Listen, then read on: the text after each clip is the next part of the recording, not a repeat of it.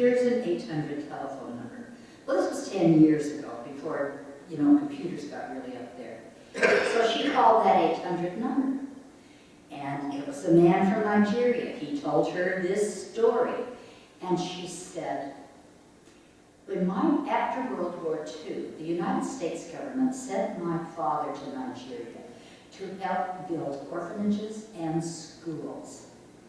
And don't you know that sleazeball just hooked her in and probably said something like, oh, I knew your dad, or my dad knew your dad, or I went to that school, or I'm so grateful they built that orphanage because that's where I ended up. He not only got all of her savings, she took a second mortgage out on her home and lost her home. So she died destitute. These guys don't care. They will take every penny from you. I'll have a hamburger, for which I will gladly pay you Tuesday. Remember that? Well, one of the first cases I had was a lady that came into the sheriff's office. And when you come into the sheriff's office, a volunteer is one of the first persons you speak to. So this lady came in and wanted to know where the VIN number was on a Mercedes-Benz. And Sandy said, why do you want to know that? And she said, well, because I won the Publishers Clearinghouse lottery. I won $950,000, and I've already been to the bank, and they said it would take about an hour to approve those funds as long as it was drawn on their bank. And she said, I won a Mercedes, so I'm coming here to make sure where the VIN number is, because I want to make sure it's not stolen. Well, she's thinking, that's thinking. Sandy said, boy, that sounds like a scam. And she said, oh, no, it's not a scam. I'm absolutely sure it's not a scam. And Sandy said, you be careful. Well, about that time, the sergeant that has been helping me with this poked her head around the corner and said, why don't you tell me that story again? So she did. And Sergeant said, you be careful, that sure sounds like a scam. And she said, oh, no. It's going to happen. She said, I've prayed about it. I feel real good about it. It's going to happen. Well, what the sergeant did is shot me an email and said, you know, why don't you go visit this lady? So I happened to be on patrol the next day. When we got done with our work, we drove up to this lady's house. I walked up, she let me in. I had the 2 pieces of information you have, and I talked to her probably 30, 35 minutes. Well, I did get it out of her. She'd already given them $1,000. You know, $200 here for the taxes to get the car through the court, another $350 for the attorney. They come up with really good, plausible excuses that they need money. So she'd already sent them $1,000. Well, when we got done, I got up ready to leave, and I just stuck my finger in her face, and I said, you've got to promise me you won't give them any more money. And she looked at me and she said, okay. But she was absolutely sure they were coming tomorrow, the next day. So as I was walking down her driveway, the sergeant had pulled up, and she was walking up the driveway. And we both turned around and looked at this lady. She was standing in her open door, and she cocked her head like this, and she said, wow, you guys are serious about this, aren't you? And we said, yes, we are. Well, the next day, the sergeant called me about 3 o'clock in the afternoon and said, have you heard anything? And I said, no. And she said, well, I haven't either. So I called this lady about 5 o'clock, and I said, well, what happened? And she said, well, they called about 9 o'clock in the morning, and they wanted $10,000. And she said, I don't have $10,000. And then he started off on her. And they get foul, they get vulgar, they get loud.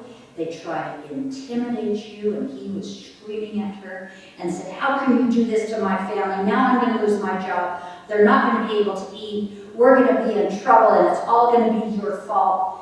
Well, she finally said, well, I can give you $100.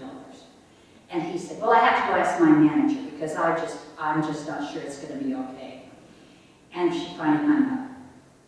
So she was really despondent, and she said, I just was going to do so much that I was going to help my church with that money. I was going to help my kids.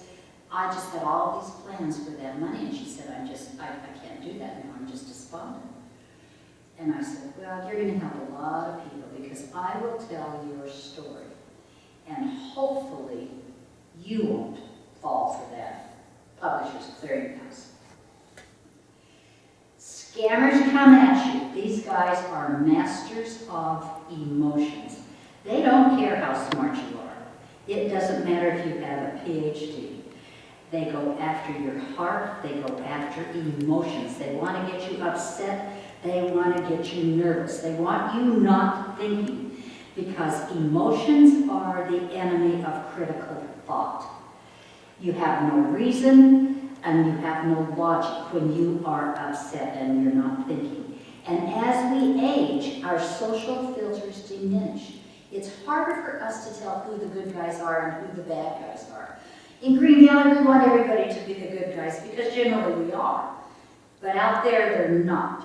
And also, if anyone tries to pressure you, if you have anyone on the phone that says, you've got to do this right this minute, you go down and get that money right this minute.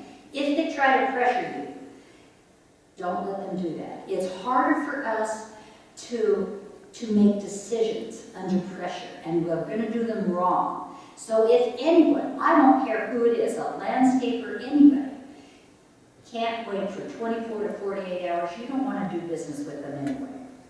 We had a banker in town, and she called me, and this is how easy it is. Anybody is vulnerable to this. Here's a banker that works every day with these scams. She was on the weekend, it was the weekend, she had her grandkids with her. She had them getting on their backpacks, their coats, they were going to an event. Her telephone rang. She picks it up, it's Chase Bank. This is Chase Security. Just wanted to know if you had just purchased this product for $475 from this company. She said, no, that's not me. And they said, well, we didn't think so. We've been following this company. So we will credit that back to your account. Now, I want to make sure that you have both of your credit cards in your possession. Could you please check? So she checks. Yes, she had both of her credit cards. Her husband, he had his card, she had her card. Yes, we've got them both. And he said, great. My security badge number is this. The security at Chase Bank's 800 number is this, if you have any questions. He said, now I want to make sure you have your card. I will read you the number. And he did. She held her card up. He read her the number. And he said, just to make sure you've got the right card, turn it over and read me the 3 security numbers. And she did. The minute she did that, she knew it was a scam. She hung up, she called Chase. But that's how good these guys are. Now, she's a banker, and they got her. We had a retired SAV gentleman.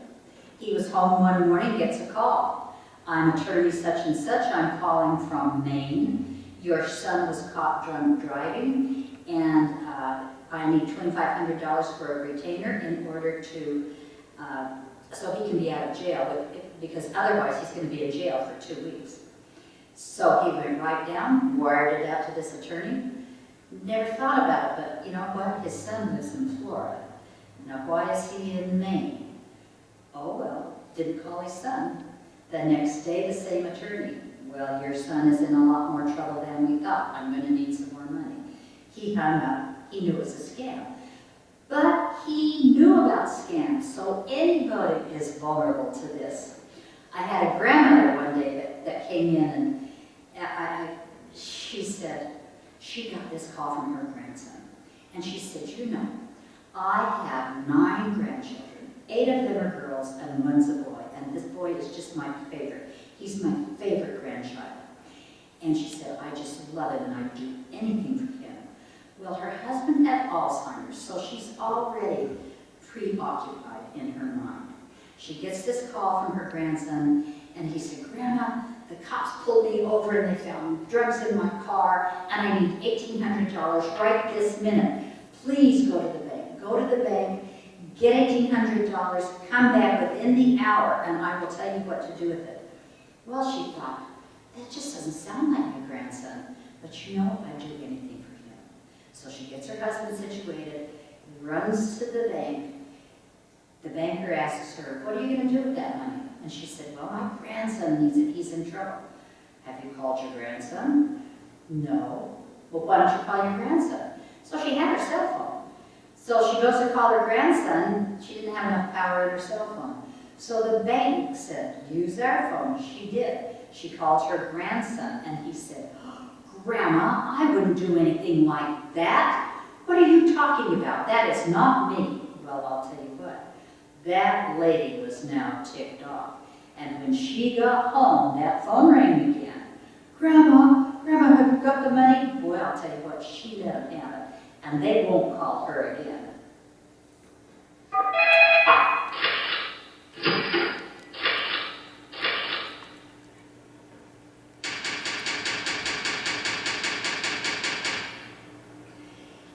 If you have any one of these three ways of communication, you are a target. When I first started doing this, I noticed I was going to a lot of widows. And I just kind of chalked that up in my mind. A lot of widows were having these scams pulled on them, getting Publishers Clearinghouse and things in the mail. And then one day I went to a gentleman's house, and he said, I cannot believe, ever since my wife died, I have been inundated in the mail. He had a stack of mail like that, and it was only 2 weeks. And he said, on the computer, on the phone, in the mail, and it just clicked in my head. Widow and widower. Who is more vulnerable? If you lost a spouse or a loved one that you've been with for decades, your emotions are up, down, and that's exactly who they're looking for, is people that are on an emotional roller coaster, that might be isolated, that might be by themselves, that want to just talk to somebody. They are more vulnerable. So I thought, where did they get all that information? Have you ever read an obituary from the Green Valley News? Oh my gosh, there's a lot of information in there. And they know who your spouse is, they know where you went to school, where you worked, your grandkids. Then they can get on Facebook and see if any of your family's on there, your grandkids. And I'll tell you, those grandkids don't need to tell where you are and when you are on vacation. They put way too much information out there. So this is how they get that information. And then I thought, well, do you know, when my dad died, my mother didn't get anything like this. Nothing. She doesn't live in a retirement town. We live in a retirement town. They are purposely targeting our area and our zip code. They know that many of us are alone, many of us isolate, many of us might be starting dementia or Alzheimer's, and we don't really know what's going on, that we have these fantasies we can win that lottery. And so that's why they target us specifically. So we have to be extra careful. These are the 3 action items we ask you to please take with you out in that community and share with your neighbors and friends. And please pay attention. It's not in our nature to hang up. If you have to, go home and practice hanging up. If you don't want to slam that phone down, get yourself a whistle. I had a lady call me, and she said every morning they're calling me at 6 o'clock in the morning, and they just keep calling me all day long. And I said, well, why don't you just get a whistle and blow it in that telephone? And she said, oh, that's a great idea. So she called me 2 or 3 days later, and she said, I told my son about that, and he said, you can't do that, Mom. What if you broke his eardrum and he'd sue us? And I said, well, that's a good thing. We know who he is, you know. So I had a man come up to me one day after one of these presentations, and on his computer, when he turned it on, it was just frozen. And on the computer was a letter from the FBI. And it also had his photograph up there. So it looked so official, especially with his photograph. And he said, that letter said, we have determined that you have been on illegal child pornography websites. We have shut your computer down. Call this number if you have any questions. Well, he called that 800 number. Oh, it was the FBI. Yes, they had made a mistake. Okay, it wasn't his computer. But for $350, they will unlock his computer. He gave him his credit card.